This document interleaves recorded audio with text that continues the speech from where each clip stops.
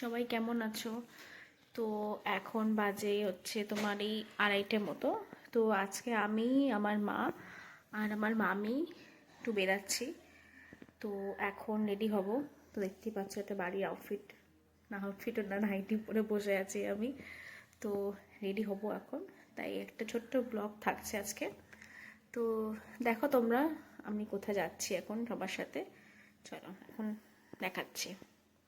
তো আমি রেডি, সবাই জানিও কেমন লাগছে। এখন আমার মা আর মামি রেডি হয়নি, ওরা রেডি হচ্ছে। তো যখন যাব তখন আবার দেখাচ্ছি। টাটা। তখন আমি বেরিয়ে গেছি আর যাচ্ছি হচ্ছে নৈহাটি বড় মা দর্শন করতে। তো এখন এখান থেকে জাস্ট অটোতে উঠবো। এত রোদ, জানি না শীতটা কোথায়, গরম লাগছে আবার ঠান্ডাও লাগছে, বুঝতে পারছি না কি ওয়েদার। তো এখন যাচ্ছি, চলো যাওয়া যাক। অটো থেকে নেমে এটা আমি ট্রেনে বসেছিলাম আর ভাবছিলাম কতক্ষণে পৌঁছবো আর কি। ট্রেন থেকে নেমে রেল লাইন ক্রস করে আমি যাচ্ছিলাম টোটো স্ট্যান্ডের দিকে, সোজা বড় মায়ের মন্দিরের জন্য।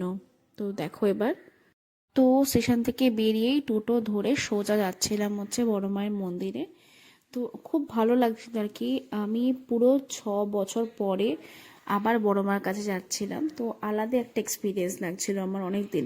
আমি তখন বড় মার গেটের সামনে দাঁড়িয়েছিলাম। তো আমি জানতাম না ওখানে ভিডিও ফটো কিছু অ্যালাউ করে নাকি, তাই জন্যই ভাবছিলাম যে কি করে বাকি রেকর্ডিংটা করবো বলে দাঁড়িয়েছি। তখন আমি দাঁড়িয়েছিলাম হচ্ছে বড় মার পুজো দেওয়ার লাইনে। তো মন্দির থেকে লাইনটা অনেকটাই ক্রস করে গেছিলো আর কি, অনেকটা ভিড় ছিল সেদিনকে। ওই যে পেছনে আবার মা ডালা কিনছিল, আমি লাইনে দাঁড়িয়েছিলাম। আমি দাঁড়িয়েছিলাম, সঙ্গে আমার মা আর মামি দাঁড়িয়েছিল লাইনে। অনেকক্ষণ ধরে লাইনে দাঁড়ানো হয়েছিল আর কি। তো এবার দেখো তোমরা যে ওই দিন কত ভিড় ছিল, পুজো দিতে সবাই এসেছিল। ফাইনালি অনেকক্ষণ লাইনে দাঁড়ানোর পর আমরা একটু এগিয়েছিলাম, তো যাচ্ছিলাম আর কি। ওই যে আমার মা দাঁড়িয়ে আছে পেছনে। তো যাই হোক, এরপর যাচ্ছিলাম হচ্ছে ফাইনালি তোমার এন্ট্রেন্সের দিকে। তো অনেকক্ষণ দাঁড়ানোর পরেই আর কি, এবার বেশিক্ষণ ছিল না বাকি ঢুকতে। তো দেখো এবার তোমাদের দেখাচ্ছি, এই হচ্ছে বড় মার এন্ট্রেন্সে ঢোকার, মানে মন্দিরে ঢোকার গেটটা আর কি। তো ওখান দিয়ে তাও ছিল মোটামুটি ভিড় ঢুকে।